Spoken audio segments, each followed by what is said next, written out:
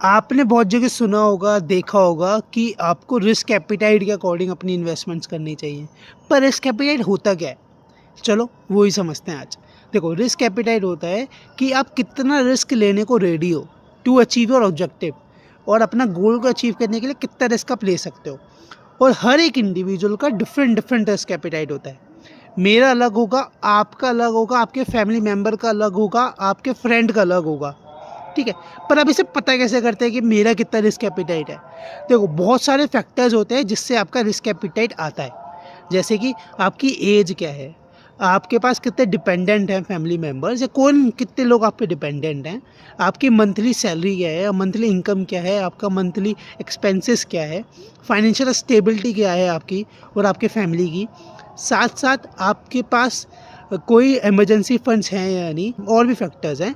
इन सब चीज़ों से आपका पता चलता है कि आपका कितना रिस्क एपिटाइट है, मतलब आप कितना रिस्क ले सकते हो। अब इसको अगर आप कोई भी म्यूचुअल फंड में इन्वेस्टमेंट्स करते हो तो आप देखते होगे कि 5 होते हैं ऑप्शंस। एक होता है लो, एक होता है आपका हाई कंजर्वेटिव्स, ठीक है, आता है, फिर आता है मॉडरेट, फिर आता है हाई अग्रेसिव, फिर आता है लो अग्रेसिव। ठीक है, ये 5 होते हैं। तो जब भी आप कोई भी इन्वेस्टमेंट्स करते हो तो उसके अकॉर्डिंग इन्वेस्टमेंट्स करते हैं को।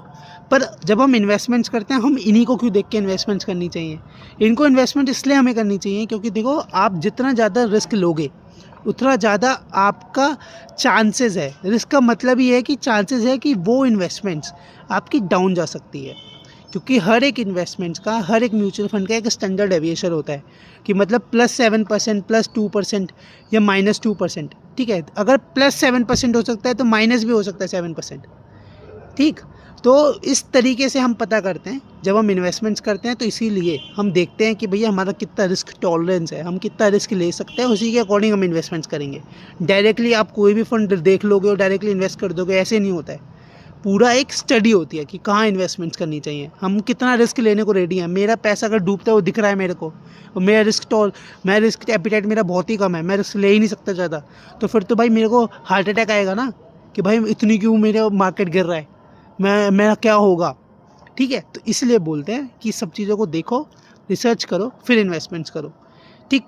गूगल पे जाओगे, अगर चैट जीपीटी यूज़ करोगे, डायरेक्टली बस देख लोगे फंड की क्या परफॉर्मेंस है, वैसे इन्वेस्टमेंट्स कर दोगे तो आपका इन्वेस्टमेंट्स कभी आपके अकॉर्डिंग काम ही नहीं करेगा। आपका इन्वेस्टमेंट्स आपके अकॉर्डिंग वर्क करना चाहिए, उसके लिए आपको रिसर्च करनी पड़ेगी, काम करना पड़ेगा। समझ में आया हो तो कमेंट में लिखो फाइनेंस वाला आदमी।